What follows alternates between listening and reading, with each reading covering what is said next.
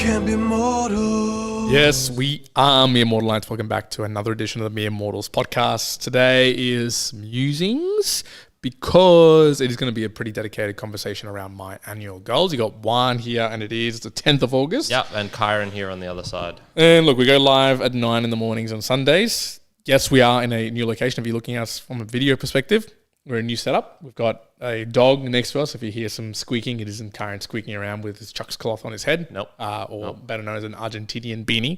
Argentina rep. Yeah, but today, so I wanted to talk about the annual goals. So we do monthly goals here on the podcast, and you can go back and see how we've been doing it now for years. We've also done annual goals as well in terms of just talking around both of our annual goals. Mine normally start off on my birthday, so on the 1st of August. Kyron's goes off October. Yep, as well. Start of October. So then we'll obviously do this for Kyron's equivalent. One of the things that you'll see and hear from my side, and there might be less talking here from Kyron, maybe there's some questioning or thoughts around it, is my goals over the past few years have collapsed down. It's like coming towards a singularity that we talked about last time into like Kyron's goals. Breakdown where Kyron's got 8 goals. I believe it's 9 or 10 goals. We'll go through it in a moment. But it's compressed down to when I used to have like 17, 20 annual goals. And I'll try to break it down into the various monthly activities that I was doing. I don't know if it's because I've accomplished more things, probably not, or just life starting to move towards a path where it just looks like that. But I've got less goals by like breakdown, but maybe some of them are bigger than others. So you be the judge of that. We folks. should also do like a revision of your last years. Yes. Maybe which one do you want to do first? I'm going to do the revision just quickly. Okay. I'll run through the actual revision. So I won't go into like the level of detail that I actually take my notes on, but what I will do, and forgive if you see a dog's tail flash up in front of you, last year, so this is in what I call 32-year-old annual goals, because I am now 33, there was 14 goals all up, 13 goals, but then I ended up adding 3 extra ones that were like the extreme goals, just in case I wanted to try and accomplish them. I'll go at the like overall top level, because again, this year's goals hasn't changed. There's body, mind, and soul sort of aspects. From a monthly progress achievement, I always aim for around 85%.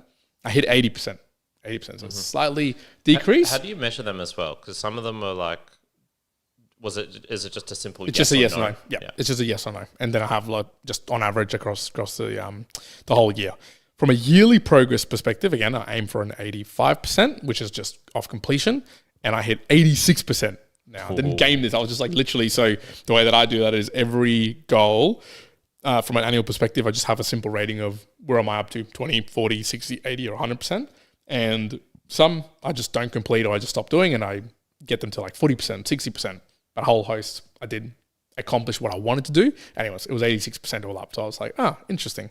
The little notes that I put down here was more than anything for the last year, it ended up being there was a lot of focus on wedding. There was a big focus on traveling, a lot on at the beginning. Actually, it's interesting looking back at this. There was a lot of dedicated getting my body really strong in weird positions and weird places for what's about to happen this year, basically. So there was a lot of, I remember lots of like just lower back month work. There was shoulder work. There was rear delt work. There was little bits and pieces where if I look back now, I go, oh yeah, I remember doing that. And the payoff is being felt now versus what I felt at the time when I was like, oh man, like I'm just kind of, does it feel like I'm wasting my time or something like that? Did it feel like you were actually doing anything for some of that stuff? Like in the moment, it didn't feel like I was, like apart from a pump, it didn't feel like I was accomplishing the benefit that I'm now feeling now, which is interesting. In usual with the, I guess, training, sometimes you see the payoff very immediately. It'd be either like a pump or strength gains or flexibility gains.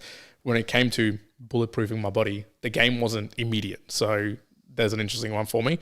There was stuff about like long running, getting better sleep, which started becoming better, just accounts, things about expanding the Mere Mortals, finding fun in sim racing, basically stopped that. Although now in the position that I'm in, maybe there might be a bit more space to be able to do some sim racing. And you can see sim racing. I thought you were saying like sim racing. I was is he playing roller coaster tycoon or something? Yeah, sim racing. And then there was a whole host of stuff around anti-fragility, relationship building, self-worth over self-esteem, all of those various things. I'm not going to get into the details, but needless to say, from the high level, did it awesome. To give you some details on this in the back end as well, when I do all my annual goals, so I've got all my annual goals, and what I scored them all, I then get my entire year's of detailed notes that I take from a daily basis and everything else. I congregate it all together, run it through an AI. That AI spits out basically a summary. Then I try to use that summary to analyze a few things that came out to then create next year's annual goals and a few other things. So that's kind of the leverage that I use. That's my 32-year-old annual goals. I was happy with it. Prepped me up for the incoming 33-year-old annual goals. So did you feel you set them up well? Is there anything that you look back and you're like, oh, that was like kind of pointless, or I didn't really need to be focusing on that? Look, the easiest one was the find fun in sim racing. I think it was just, again, it was a point in time that I was enjoying something and I made it an annual goal when it really didn't have to be. Sure. And I specifically, vividly remember that it was around integrating things into my life so there'd be variety and fun. Where I sit right now in life, I go, man, a lot of things I do, podcast, business, whatever, that's the fun. So I don't know if I really needed that per se. So it just is what it is as well. Sure. The other one as well was expanding my understanding with new language. And yes, I did with a lot of mornings, but I also stopped at a point and I was like, that's it, fuck this. I'm not learning any more information. As soon as you get to Correct. France and they're treating you like an asshole for just trying. Fuck you, France, for denying me. In fact, yesterday I was saying to someone, I was like, oh, this is how I would say, like, can I please have a water bottle, like, please, in French? And I'm like, what's the point now? I'm never going to say, like, when am I ever going to do that unless I'm speaking to someone who's like a French speaker in a not being in France. Right. Like maybe if I go to countries where they do speak French, then it's not France. I don't know. Need to go to like Algiers or something like that. So I was just like, I am going to, before we get into the 33-year-old annual goals, because I think that'll be more and bigger piece to work through. I actually want to just jump into the Boostergram Lounge now.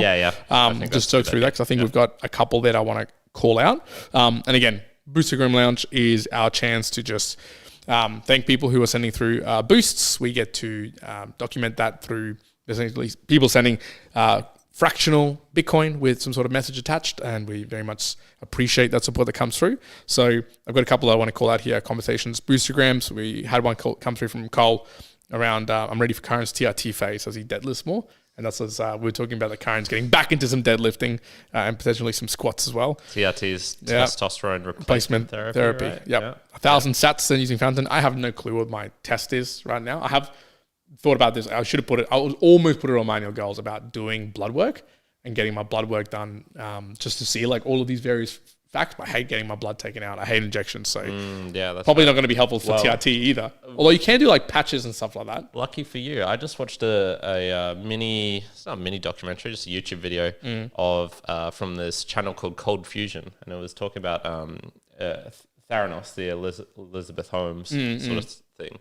And what he was saying was her husband, who she, from what I gather, somewhat married and got pregnant to then try and use like, oh, I'm a mother, like don't jail me for a ridiculous amount of time. Even though she still got 11 years. He is now starting up a company, and do you want to guess what they're doing? They're doing the exact same thing, one drop of blood to use to be able to diagnose cancer and all these things. But not to worry, they've got AI now, and that's their kind of spin on it. And that's all the comment, and she's like, even her, getting a what was it, like an interview from jail, and she's like, I've been non-stop relentless going after, still continuing my research and pursuit for this. Like I want to make. Wait, sorry, I should be doing this. I want to make this available. Got to change the voice, make it a little bit more like her. Not to worry. Not to worry. Okay, it's coming. It's coming, everyone. Just trust. You just need to trust Theranos 2.0, and you'll be all right. There can be nothing wrong that'll happen with that. It's kind of like Fire Festival 2.0. Yeah, right. I think the name of the company is like Hemophetus or something. Like it's got the hemoglobin part to it. Yeah. Man. Told you people, folks. Stay away from them. Watch out. In any case, thank you, Cole, for sending that. That was 1,000 sats and using Fountain. Thank you. We had a couple of streams that sort of pop up on this as well from the late bloomer actor. That was on Australia's fitness culture. So there's a couple that came through there. So I really appreciate that, mate. Just other general streams. So those are the ones we see because they come through True Friends. I see a live comment here, and it says, Mia Hosky watching from original South Wales. Centrifugal relationships between climbing and lunging the horse got me circumnavigating the globe with a one-liner like latitude. I have no idea what that means. I have no idea. That's from Genesis Arc Abstracts. Thank you, mate. Appreciate it. Let us know your goals as well, and any thoughts on wands as well. But there's definitely some Hosky stuff going on because there's the Rare Evo event in Las Vegas at the moment. Okay. So I've been seeing a few Hosky comments come through on our stream as well in a few places. Well. Then we got a ton load of just little Bootstagram stream that came through from Lyceum or over in the book reviews, but I actually asked a question in a direct Bootstagram as well on the book reviews. Oh, really? Yeah. So that's 420 sats sent using True Fans, and he said, "Thanks for the review. How was your stay in Greece? What did you think about Athens? Did you see Aristotle's school? Oh, yeah. Lyceum." Yeah, I think I already addressed that one. Yep. Yep. Okay. But yes, I talked about it there. Appreciate it. With those boots as well coming through on the book reviews as well. Everyone. So that was very cool. For those who don't know, we are doing a slightly sped up episode today. It's Correct. A shorter one. Shorter one. One's goals, and also we've got a baby shower and a dog birthday to get to. Correct. I've got to go see my sister to pick up some stuff. Baby shower. I've got to go see fam. Got to go do shops. Plenty of things. Always busy. This doesn't come up on the annual goals, but there's plenty of things that are in there. Yeah. Goal for 2025/2026. Do everything every day. Every day, yeah. Look, I'm going to go top level, so I'm just going to talk through these. I've increased my monthly progress achievement aim. I've kept it to 85%, but here's the interesting one. I've actually lowered my yearly progress aim to 60%. Okay. So it's less items. However, some of them I would say are a little bit more difficult than, maybe not more difficult than previous because it kind of depends on the year, but it's more, I have less. My thoughts are that I probably won't accomplish quite a few of these, but it's good to aim in them into that effect. Maybe it's like, I expect some of these to be failures, but a good set of failures. And my daily eminent achievement, if you want to call it that, is just like my daily tracking of what I want to aim. There's a certain aim around that as well that I have a ranking from a 1 out of 5, sitting at 3.2. So let's get into it. I've got 9 rather than 13, 16 that I had before and previously 20 and stuff like that. Yeah. So it's reduced basically by half. I've got 3 in the body space, 3 in the mind, and 3 in the soul. Yes, so it's pretty easy split between the 9. Nice. Here we go. I want to complete a sub 2 hour half marathon, which if your name's Manshul, you've already done, so well done. And myself. And complete 1 marathon. Okay. And complete 1 marathon. Right. Now, I was talking about this with my wife this morning, and she sort of said, does that mean that you're going to be doing the event and whatnot? And I actually said, not necessarily. So I want to complete these 2 things or do them. Yeah. Might be more than once. Doesn't have to be at an event. However, I actually thought about this and I went, it's perhaps easier to do it at an event than it isn't for various factors. Yeah. Feel free to comment if you think differently. But the only 2 I was going to say was, 1, everyone's doing it, and when you're running with a big group of people, it does sometimes feel easier than just running on your own. I ran 12Ks yesterday, and I was watching something, so it's interesting to me. If I didn't have that, man, it would have been a hard slog to just do that on my own. But we ran on Wednesday a 10 kilometer, and that felt relatively fine. Yeah. Right? It was even fun, to be honest. So that aspect of it. But secondly, you get given water and electrolytes every 10 minutes. Sure. It's when you go running on your own, unless you're carrying all these stuff, you don't have that. In those sort of moments, you got all these things with you. It's fantastic. When I was running around the AFL field, I did have a water bottle by the side that I could grab, but I don't think I actually even really used it. Maybe once, but I was actually saying something similar to my brother, which was, it's not really in my goals. I don't want it to be in my goals. And a similar friend of mine who was doing high rocks, and he was saying, look, I enjoyed the aspect of doing the high rocks for the little bit of competition, but it was mostly with my friends. I enjoyed doing it with my friends, and I don't actually enjoy the high rocks training because he was fucking working his ass off, and he's more like me. He likes calisthenics, he likes handstands, he likes flexibility, and the high rocks is essentially the opposite of all of that. Sure. And so I was thinking the same because I'm like, I see what's happening here. I'm starting to run with you guys. I'm probably going to want to here we go. get into this as well. But last time I was like, I'm going to do a marathon, and I'm going to do it optimal way for Kyron. So this was barefoot running. So that restricted me to like an AFL field. I'm going to do it at a time that I enjoy, middle of the day / afternoon. I'm going to, prep the way that I want.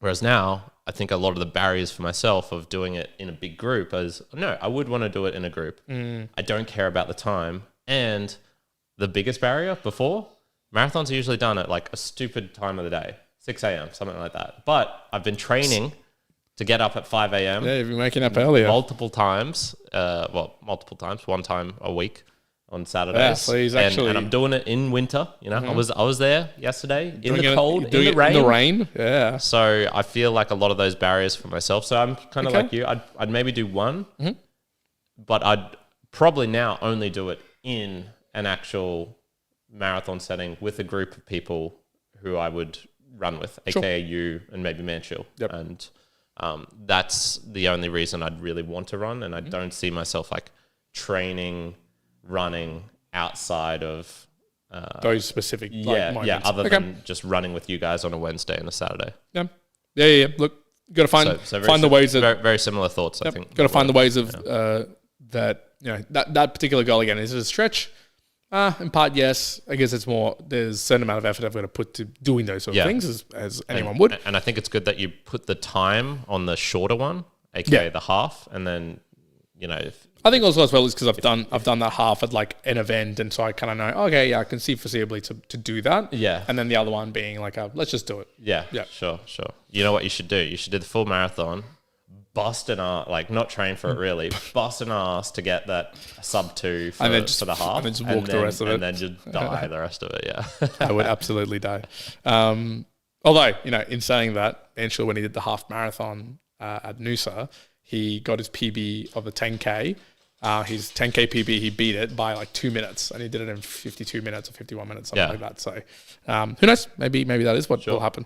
Sure. The second one, this is an interesting one. So it's maintain a 6 times the body weight ratio to my combined deadlift, squat, and bench at 3 rep max. So to be pretty clear, it's just if I weigh, make it easy, if I weigh 100 kilos, then my bench, my squat, my deadlift, I want it to be at 600 kilos in combined, but it's a 3 rep max. It's not a 1 rep max. Starting to move away from the 1 rep max mentality to a few more reps. Harder than so it's much harder. But I feel it's harder, but it's also more safe in a way, because to accomplish 6 times body weight ratio at 1 rep max is easy for me. That's very easy, very achievable. 3 rep max, okay, that's a bit more difficult, but I prefer 3 rep max to do 6 times body weight than aim for 7 times body weight at 1 rep max. From risk perspective, value perspective, again, no one's coming up to me in the street being like, "Oh man, he does 7 times body weight." Oh, yeah. No one cares. But at least for me, the 6 times body weight is a good figure to maintain. And the last one for body, I want to share at least. So a lot of these you're going to find are really like interconnected, which is I really enjoyed it putting it this way. I want to share at least 6 in-depth reflections on or teachings on body and health. So 6, obviously, is going to be through the Mere Mortals podcast. Might be more, but it's at least 6, so maybe monthly. And it's going to be just like really in-depth reflections on body and health and stuff I've been doing. And that might be, I felt like sometimes with the half marathon that I've run or other events I've done, I would have probably wanted to document and detail out a whole host more things that only experience brings with it. For myself personally, maybe for someone else listening. So I really want to do that. It could take the shape of whatever. But again, more of a quality, not quantity perspective on this one. So you'll see some come through, not like I'm not promising it once a week. Definitely don't want to do that. On the other end, it's not even on the annual goals. I do want to try and do like a weekly kind of vlog gym, like in the moment talking about it. I felt that was really easy to do, but it would just be raw, easy, thought out, I guess. In the camera. 4. So this one's on the mind perspective. Build a new product ecosystem. So I won't go into the specifics, but I wanted to get over 1 million gross revenue annually by this year. So it'll be interesting to see how that goes. It is a growth of a different business. So I'm playing around. There's some stuff that's coming in very soon, actually.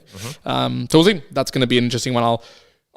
This one in particular, and money in particular, I always fight with the idea of, yes, documenting in the back end and showing some of the behind the scenes of doing things. But now that I've done a few years of kind of not talking about stuff like that and then kind of only saying when it's already done and happened, there's a bit of a clash between documenting building something, which we kind of do with the mere mortals, but doing that in other areas, I feel a bit like documenting and not doing it. Well, not even that, but also in part I kind of feel a little icky, a little like, oh, I don't want to document that. Like I don't want to like come off and say like, oh, I'm tackling for this when maybe people have done it better or done it worse. So I don't know if I will really document and talk about it that much. So we'll see. I can't promise anything with that. Number 5, publishing 12 high signal pieces across the mere mortals. So again, what does high signal mean?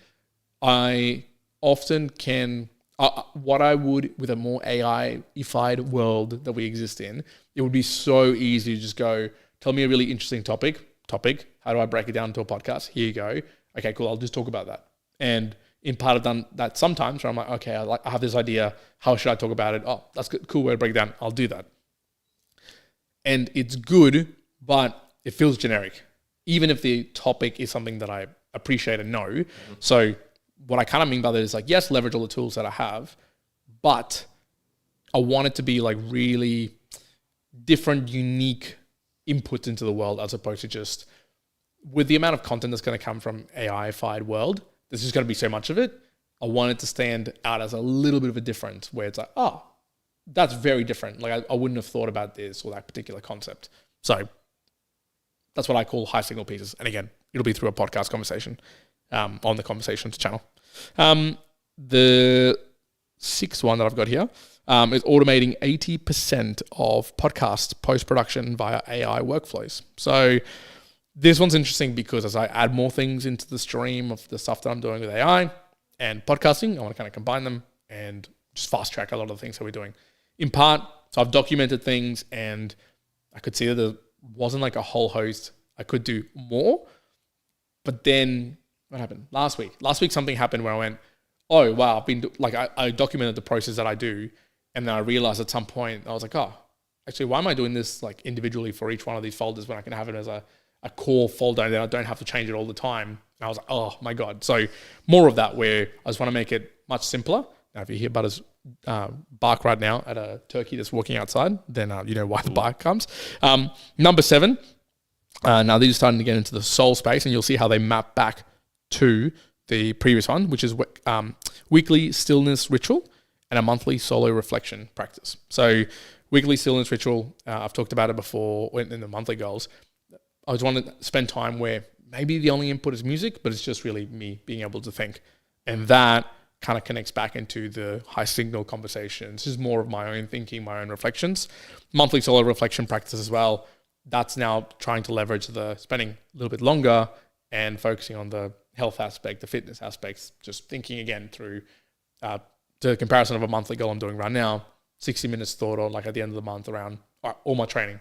How did it go? How did it feel? Was there any problems? Was there any, am I still right outcomes? So it's not really a meditation. No, definitely not. It's a reflection practice. So I want to be, I'll be clear. It isn't Vipassana or some other meditation. It's purely a reflection. How that reflection looks could be walking, could be sitting outside.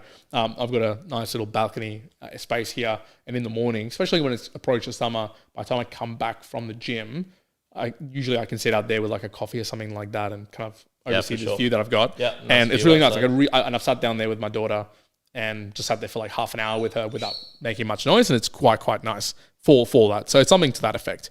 The last 2, I'm going to establish some anchor hours for family time daily, and that's AM and PM blocks. Now, this is really easy, really easy, but it will take some specific dialing in at the like perspective. So you can, my monthly goal at the moment is like begin 6:30 a.m. to 7:30 a.m. and like 6 p.m. to 7 p.m. Okay, fine. But beyond that, there's little uniqueness around like, well, what happens if this happened? And what about these days? And what about those days? And what about these days? Which I just want to kind of like tease out because, and the last one that I haven't yet decided for my monthly goals, but it's probably the one I'm most excited about now is the create and document a family philosophy. Oh, so okay. I'm not thinking all the way down to fucking creating an emblem logo sort of thing. Not that, but I think it's now's the You time. guys should create a crest. For sure. Yeah, You need crest. a family crest. See, now's a time where, and I was talking about this with my wife. It's starting to put like I've thought through enough things. Have my own maxims and ideas and values. So does she. And it's probably the right time to begin going, okay, well, what does that look like as a family value? What do you start having conversations about that are in a shared way that we want to express? Because sometimes what I would probably express and maybe my wife would, maybe it's got some slight differences. There might be situations where it's slightly different. I thought this would be really cool to start putting together all of the documentation that I've done for a long time into, okay, how does this apply to how we might, raise our, child and bring them up into this world on what about the scenarios? What about this? What about when this happens? What about when they get bullied? What about if they're the bully? Obviously not trying to plan out every single, behavior, but going, okay, well, what's the meta things that would be well worth to, when you think about like sitting around the dinner table when they're young, what are the kind of stuff that you want to talk about, that you want to highlight? Now, part of that is a lot more is actions over words. So that's still more important. But I think that's already happening across most of the stuff that I'm doing. So this is just a chance to document things per se. Sure. So those are the annual goals. Those are annual goals for 2025. Had you discussed much of those sorts of, I guess, niche things before you had V? As in, because I imagine there's all sorts of situations where it's, she doesn't say thank you and you think, oh, like she doesn't need to say thank you to people. Like, why should you force her to say thank you? And then, then it's like, oh, but politeness is a social normalcy. Like, you want her to fit in, but you don't want her to fit in. There's a lot of things like that. There is a lot of things like that. No, we didn't discuss that at all. And I think just throw her out into the world. Style. The answer, I think most of the answer to that is that as long as the person that you're with, like your actual partner, is generally pretty aligned from a values perspective, you're going to get to that position anyway. So there's not going to be too many things where you go, well, it's very, very different. Generally, you're going to be aligned in those values. Like, if one's like, yeah, or you got to say thank you, and the other one, but if you don't say it, it's fine. And then the other parent's like, I'm going to drop kick your head in if you don't say thank you. I don't know if that happens that often. If it does, I actually go, I think it's because the parents weren't value aligned anyways to begin with. But sure, you're going to have those discrepancies as you start going into the minutiae of things. The very stereotypical thing that happens, if you have a boy, they're usually going to be mama's boys, and it's usually the mama that allows things to happen and the dad that doesn't.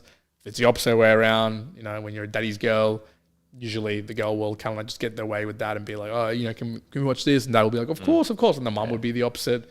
Yeah. It's very stereotypical, but it happens, stereotypical for a reason. So little discrepancies like that or differences are not going to change. It's always going to be like that. But I think this is a chance to document maybe thoughts that even I myself would have wished to have conversations about. Because now, say with my parents and my family, I guess I understand most of the concepts and ideas of the reasons we did things.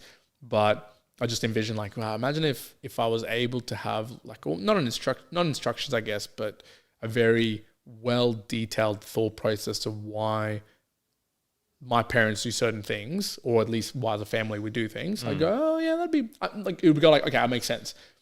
Another thing that always pops up in my mind, I'm thinking, my daughter, 13 years old or 14 years old, and she gets annoyed at you for whatever reason, right? This is just going to happen, default. But if you've got something to point and be like, yeah, but this is the reason, you've always known that this is this reason, I'm not going to allow you to go out at night at 11 p.m. when you're 14 years old because this is the things that we value: security, safety, blah. And so, okay, yes, you might still be annoyed at the parent, or you might be annoyed at the individual, but if you understand the why and it's been pretty clear, it's you can't hate on the individual because they've been pretty clear about it. You can still be annoyed at the person, for sure, for not allowing for whatever else that you want. But I think what often fails, this is not just now parents, but in relationship, but just in general, it's you don't set the right expectation, right? So it's when an expectation is not set out correctly, then you've got the fluidity that you could either miss it or move it depending on what the other person wants. If I at least put the foot forward on no, this is what we expect as a family, as me in general. If I say for me, I know this very well. But if I say as a family, I probably don't. That's a very different thing. Sure. If that's a very well understood concept, at least in some way, shape or form, then you know when you're stepping out of line and when you don't. I would say in a lot of friendships, relationships, whatever in the world, I reckon a lot of us don't really know what the expectations are of one another. It's just implied or just by virtue of people knowing each other for a really long time. But, is the expectation that one of your friends should reach out once a month, once a week? We have friends who, could we call them friends anymore? We don't talk to them a lot anymore. So it's like, are they friends anymore? We were friends. I guess you could say if you saw them, you'd still be friendly. So not that it's murky, not that it's those I would say you need to define, but in the most important of relationships, for me, it would be, family creation.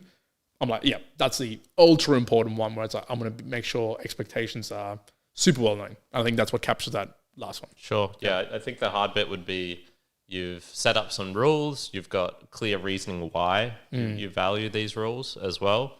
And then that's where it's like what would you call it? The irreconcilable differences. It's that word when, there's a marriage breakup, there's no particular person at fault. It's not like anyone cheated on anyone or anything, but it's just straight up, sure, we had some rules, we had some reasons for why, but the fundamental bases of the relationship or thoughts or beliefs were just incompatible. And then you've got your teenage daughter being like, fuck you, dad. Like, I don't believe in your hierarchy or your system. Like, this whole thing's bullshit. And you're like, okay, well, there's not much you can do. It's kind of like, I imagine it's when there's parents who you hear about this every so often where it's a serial killer has come from like what seems to be a great family. And look, you can never know all the behind the scenes, but I'm willing to bet that there's definitely some people who've just genetically got some wires crossed in their brains where it's like pleasure centers get triggered when they kill people or see other people in fear or pain. And yeah. And so there's some parts of it that you don't want to be able to that might be genetic, that might be just an individual thing that you can't alter. And those parents are just like, well, we tried our best. Like this, we tried. We set up our reasons, our rules, our reasons why, like family values, respecting one another. It still didn't exactly. And then you've just got someone who doesn't do that. So hopefully that doesn't happen. Hopefully it doesn't happen. But if you look back in this podcast in 20 years' time and that's happened, damn, predicted. We'll see me like creeping down the stairs with a knife, like Butters is dead in the background.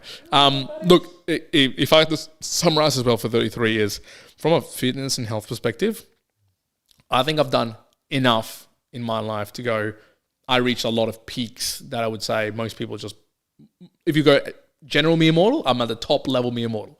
I'm happy. Sure. Now it's all about partly longevity, partly having fun, partly keeping on doing the things that I find as a tradition. From a starting to be like the mind business perspective, I can see that I've talked about this with my close friends and family. It's kind of like I either have the option of just doing what I'm keeping on doing and having like a very easy life. I don't want to pursue just a little bit of an extra push. If I'm going to do anything, it's going to be like a really heavy, massive thing. So sure, I'll attempt that with like really no risk on the downside in that I'm okay if things fail because I've already got things set up in play. Fantastic. And then from a soul perspective, I think it's I've now done this for enough years in goal setting and personal reflections and la-di-la-di-la-di-da that I go, I know enough about myself. Yes, it's going to be continuous learning. There's going to be continuous reflections. But for the most part, I have a structure and expectation, all of those things in place in myself. Yes, I will continue and detail them out more as I go in my life, but I'm not going to find, it's like I'm at the maybe 90% moving towards 91 or 92%. It's not that much more of an extreme at this current time as I think about it. But from like my next circle of influence out, which is like close friends, close relationships, especially the family now this coming year, it's like, okay, that's where I can have put effort where it's going to be the most gigantic reflection. One of the things as well that I remember you telling me about this, I don't know I don't think you knew how it initiated, which was the habit that you guys had when Christmas Day and going to the beach. Yeah. That, I think you said you weren't too sure how like that came about. Yeah. One thing that I want to play around with, which again is from a family perspective, is going to be what are the intentional habits and the intentional traditions that I do want to care about and build out, and what are the ones that I don't. So that is something that I think just goes by, like just happens. I want to play around with can I make it happen in some way, shape, or form? And usually what that means is taking time out from all the stuff that I'm doing to be like, no, that week we're going to go and do this. Part of it is the blocking the time off, and obviously that's on a daily basis, but how, maybe part of our family tradition is like, again, traditions. What do? Do you visit the family for Christmas? Is it taking out a month out of the year to just be with the family and go and explore and just go backpacking? It's all these various ways. It's no longer just a me. It's but it's very different about, well, what about my wife? What about my daughter? What about, when this happens? What about it's different school? Like, is it right to take them out? All of those things, it's things that you have to think about beyond just yourself. So it's good. Well, yeah, that just made me think, if you tuned in maybe 5 years ago, our goals were very individualistic. Correct. I want to do this, and so should they be as well, right? And a portion of yours still sound like that, but there's more of so for example, developing out the revenue one, that's as part of a joint venture. It's not just you doing that. Correct. So that's a goal which has more of a leaning towards involving other people. And I think mine are going to start also starting to look like that a bit more. But if I was going to give feedback as well to, as always, even for my kids, or if it's going to be in the future, it's always going to be in the line of make yourself as much of a monster, as good as possible at the very, I wouldn't suggest become the best or the elite at particular something. Yes, you can, but I feel like there's a lot of loneliness and challenges that comes with that for the most part on a general recommendation I think is bad. But be like above average me immortal, be like top me immortal at like a whole host of things, because it comes with a ton load of benefits. Find out, what sort of limits you can push, and in that you'll learn a lot about yourself. And you'll, after however many cycles, years that you take doing it, you'll probably get to a position that you understand yourself fully enough that you can start expressing those more wider conversations with other people. But until you do that, I feel like it comes with a real challenge. I couldn't see myself, if I was in the position where I hadn't tried to push myself for a long time into certain like areas, and I was like, okay, cool, I'm going to start putting together like my family values without even understanding my expectations. I feel like that would be fraught of danger. Like there would be a lot of challenges to that. Yeah, sure. I recall back when I was probably close to my like most peak, if you want to call it selfish phase, where it was like, oh, okay, I've got a lot of work to do on myself, which was probably around 20 years old. And maybe even a little bit earlier, 19, 20, around then. And I set up this, I really wish I'd kept it, and it might still be in some box in the depth of wherever, but it was a little notepad, yay size. I don't know what size this is, hand like size. A5 or something, A6 almost, even smaller, yeah. And I wrote on it like 7 things. It was the first time I think I ever did goal setting of some sort. And look, a lot of it was just random stuff, which didn't really, it's 20-year-old setting goals. Like it's not going to be that well thought out. So some of them were okay, and then others were just average. So from memory, it was like I wanted to be a millionaire by 26.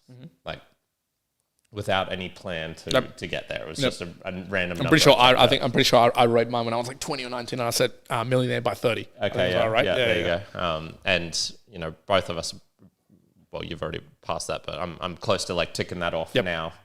And what's 7 years here or there? There was other random stuff, such as I think it was like a certain number of girls of a certain like ranking to have slept with, and it's just like, okay, well, obviously that was what I was focusing on then. It's not that important now.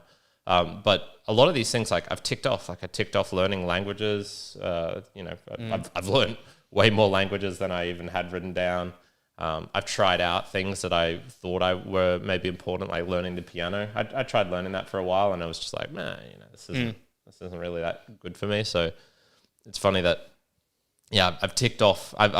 I'm at this similar point where it's like, there's not much more that I really feel like I need to do to prove to myself, or whether I was doing that to prove to myself, prove to others. I think mostly for myself. There's still things I want to do, but and I'll certainly put a lot of time into, but it's doing things with other people now is much more fun and enjoyable. Sure. than just this soul pursuit of like, I'm gonna do this, I'm gonna do that. It's like, And not to say that can it we is, do? and it isn't to say that we'll always probably have that in some degree. oh, I still got shit I need to work on. Yeah, for yeah. sure. Like, You can and see I think that. that's a good forever thing, like a solo pursuit of doing things. But more particularly, is just around the recognizing that there does come a point when maybe you're spending 90% of your energy on that, and then it goes down to 60%, and then you'd spend the other percent on other things of surrounding, like increasing importance as well. So All right, we'll leave it there. Me Immortalized, thank you very much for joining. If you do have any of your own annual goals or big call out goals that you want to talk about, feel free to do so. Send them through as a comment. If you want to send through a Boostgram message, of course, you can go do it through all the various good platforms. There's mereimmortalspodcast.com/support. There's a video on there which shows you how to do it, as well as a list of the apps that you can do this, and links to us: True Fans, Podcast Guru, Fountain, Cast-O-Matic, places at Podverse, places like that. And look, again, doing these annual goals, but then I break down into the monthly goals is how I'm achieving them throughout the month. So if you want to, as always, keep track of that. Listen to the Mere Mortals as we do the monthly goals, and then we'll be talking in. But again, all the influence and the things that you'll see over the next year come from that initial alignment on what are the annual goals to come. Yeah, and sneak peeks appear on our Discord as well. So Correct. Yeah. Again, go join on to in Discord on if you the- want to on see the some early stuff that comes through as well. We'll leave it there. Immortalized. I hope you're doing well. Thank you very much for sticking around with us. Next week, what are we going to talk about? I talked about a topic I wanted to do in the Discord a while ago, and I've forgotten what it was, so I'll research that. Okay, we'll Go scroll to back that and see find it, yeah. if not, there's another one on the top of my mind, but we'll do that one first. So, we'll have a look if we can find what that one is. Yeah. Otherwise, I've got an idea to talk about. All right, sounds good. All right, me and Mortal Lights, thank you very much. Be well. One out. Carrying out. Bye. Good.